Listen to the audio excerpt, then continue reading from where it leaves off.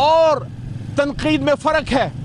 لوگوں کی زبان بندی نہیں ہونی چاہیے. ہاں جو لوگ ریاست کے خلاف ہیں, جو اسلام کے خلاف یا ہمارے اداروں پہ حملہ آور ہوتے ہیں, اس کے خلاف ہم سب کا بیانیہ ایک ہے. لیکن ہمارے بے گناہ سوشل میڈیا ورکرز, جس طرح ہماری لیڈرشپ ہے, ہمارے جو کارکنان دفتر سے اور ملازمین گرفتار ہوئے ہیں. رفیق بیچارہ بلوچستان سے وہاں 30-40 ہزار کا ملازم ہوگا, اس کو آپ نے کیوں گرفتار کیا ہے؟ اس کے ساتھ ہمارے علوی ہیں, عارف علوی صاحب نہیں, ہمارے دفتر میں ہمارا ایک بھائی ہے علوی, اس کو اٹھایا گیا ہے. جس طرح آپ نے راشد بھائی ہمارا, میں تو جب سے پی ٹی آئی میں ہوں میں راشد بھائی کو دیکھ رہا ہوں, جس طرح آپ نے راشد بھائی کو اٹھایا ہے, کیا ظلم ہے. وہ تو ایک تحریک انصاف کا ایک بنیادی کارکن ہے, نہ ایم پی ہے, نہ ایم این اے ہے, نہ اس کا سوشل میڈیا سے کوئی لینا دینا ہے, نہ وہ بیچارہ ان چیزوں کو سمجھتا ہے.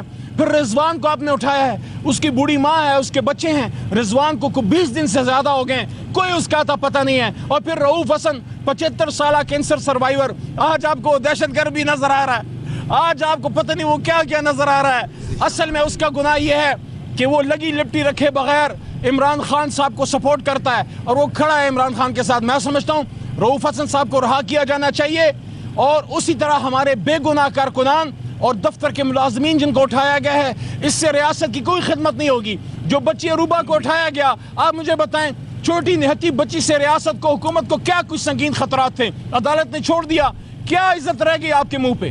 عدالت نے تو آپ کے 11 لاکھ کہتے ہیں جناب, 11 لاکھ وہ اکاؤنٹ چلا رہی تھی, وہ بچی بیچاری کس طرح سے چلا رہی تھی اکاؤنٹ. اس لیے ہم کہہ رہے ہیں یہ مسائل کا حل نہیں ہے. حکومت کو آخری بات کرنا چاہتا ہوں, آخری بات, اور یہ بہت اہم ہے. عمران خان صاحب نے اس کو آج واضح کیا, میں موجود تھا, انتظار پنجوتھا موجود تھے, بیرسٹر سیف موجود تھے. عمران خان صاحب نے کہا ہمارے آج بھی وہ مطالبات ہیں, اسیران کی رہائی, عمران خان نے کہا, اور ہمیں ہمارا مینڈیٹ واپس دیا جائے. مینڈیٹ جب واپس ملتا ہے اس کے بعد نئے الیکشن کی طرف جانے کا سوچا جائے گا. لیکن ہمارا دوسرا بڑا مطالبہ آج عمران خان صاحب نے اڈیالہ میں کہا ہے کہ اسیران کی رہائی, اپنی بات آج بھی قوم کے لیڈر نے نہیں کی.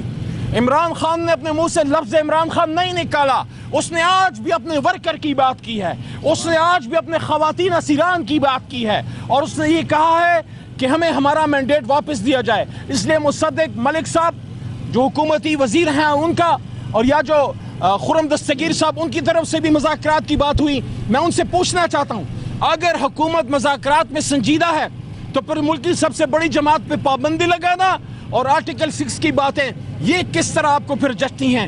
یا پھر آپ مذاکرات کریں یا پھر تحریک انصاف پہ حملہ آور ہوں. لیکن ہم اگر پازیٹیو مذاکرات ہوتے ہیں, ریزلٹ اورینٹڈ, میننگ فل, جس میں اسیران کی رہائی ہوتی ہے اور مینڈیٹ کی واپسی, اس سے ملک کے مسائل کا حل نکلے گا. اداروں سے لڑنا ہمارا مطمع نظر نہیں ہے, ہم اسٹیبلشمنٹ یا اداروں کے کوئی دشمن نہیں ہیں.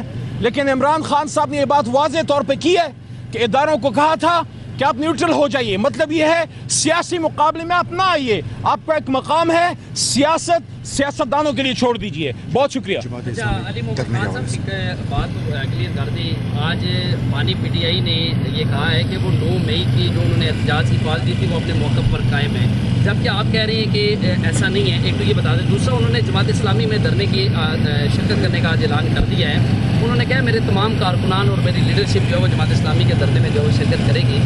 تو یہ بتائیے گا اس حوالے سے آپ کی حکمت عملی اب کیا ہوگی, جبکہ اپنے جلسے کے حوالے سے بھی بتائیے گا. سوابی میں آپ جلسہ کرنے جا رہے ہیں, اسلام آباد میں آپ کو اجازت نہیں ملی.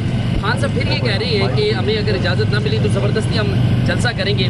دوسرا سوال یہ لینے کے آج انہوں نے کہا کہ ہم فوج کے ساتھ مذاکرات کرنے کے حامی ہیں, اور فوج اگر اپنا نمائندہ مقرر کریں تو ہم مذاکرات کرنے کے لیے تیار ہیں. پھر آپ الزامات بھی لگا رہے ہیں, مذاکرات بھی کرنا چاہ رہے ہیں, تو یہ کیسے صورتحال بہتر ہوگی؟ 3 بڑے بنیادی بھائی آپ نے سوالات پوچھے ہیں, 4 بلکہ آپ کا شکر گزار ہوں. بعض اوقات سوالات سے بہت سے ابہام کلیئر ہوتے ہیں. 9 مئی کا سب سے اہم ہے, اس پہ عمران خان صاحب نے آج پھر اس کی وضاحت کی ہے اور کلیئر موقف دیا ہے, اور ریٹن میں ہمارا سٹیٹمنٹ بھی جو ہے ہمارے وکلاء دے دیں گے کہ عمران خان صاحب 9 مئی کے دن زیر حراست تھے, وہ کال دے ہی نہیں سکتے تھے, اس لیے نہیں دی.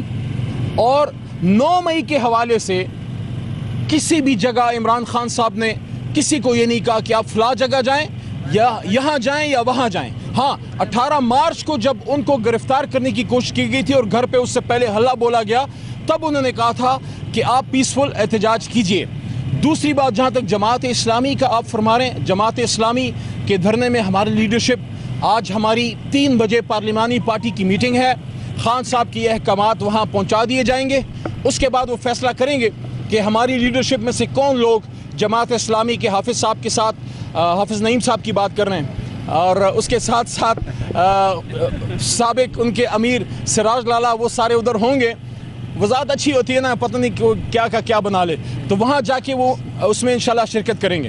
جہاں تک ثوابی کے جلسے کا تعلق ہے، تو ثوابی کا جلسہ انشاءاللہ پروگرام فائنلائز ہوتا ہے تو بھرپور ہوگا، اور لوگ انشاءاللہ دیکھیں گے، ایک تاریخ ساز انشاءاللہ جلسہ ہوگا۔ چوتھا ایک نکتہ اور بھی آپ نے پوچھا، آرمی کے حوالے سے دیکھیے فوج کے حوالے سے، اسٹیبلشمنٹ کے حوالے سے جو بات آپ نے کی ہے، ہمارا ادارہ ہے، عمران خان صاحب نے ہمیشہ یہ بات کی کہ فوج مضبوط ہوگی تو پاکستان مضبوط ہوگا۔